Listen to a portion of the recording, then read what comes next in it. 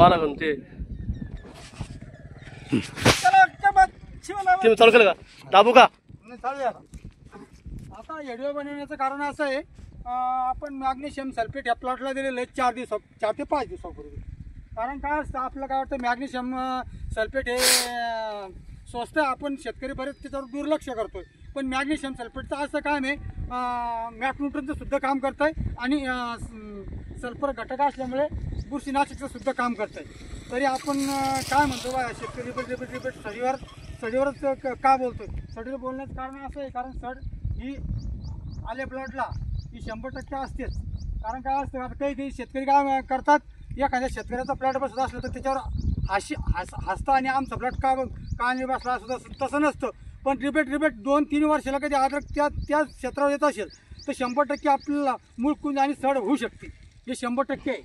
तरी आपण ना तर मूळकुंज आता थांबवण्याकरता किमान आपल्याला वावराला 4 ते 5 वर्ष गॅप द्यावे लागणार आहे. अद्रकी करता आपण ज्यावेळेस 4 ते 5 वर्ष गॅप देऊ त्यावेळेस आपलं पूर्ण बुरशी वगैरे जमिनीच्या मरतील.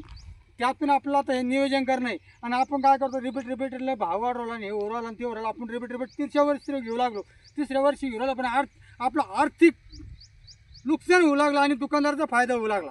कारण काय याच्यात मी सांगण्याचा प्रश्न काय होता, आपलं 1, 2, 4 स्पॉट बी असले तरी आपला खर्च वाढतोय. 15 ते 20 हजार प्लॉटला 15 ते 20 हजारपर्यंत आपला खर्च जातोय.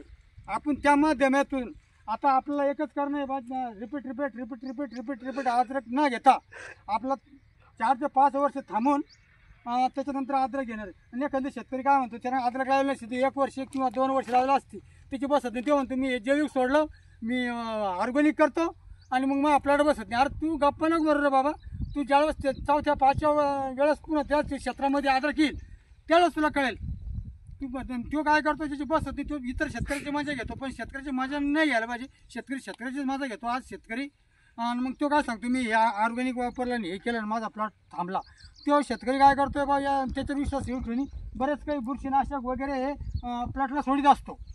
ते काही नसतं बाबा. हो, प्लॉट बसण्याचे कारणच एवढं आहे, आपण रिपीट 3-4 वर्ष कधी अद्रकी घेत बसलो तर 100% आपलं चढ होणार आहे. तर आपल्याला 4 ते 5 वर्ष जमिनीला विश्रांती बी नाही, त्याच्यानंतर आपला प्लॉट बसू शकत नाही. आणि आपला जास्तीत जास्त नांगरणी खालीवर नांगट करून 5 वर्ष आपलं पुरी बुरशी घालणं आहे. त्याच्यानंतर आपला प्लॉट सडमुक्त होऊ शकतो. 5 वर्ष आपला गॅप देऊन त्याच्यानंतर करणं आहे. धन्यवाद. जय महाराज.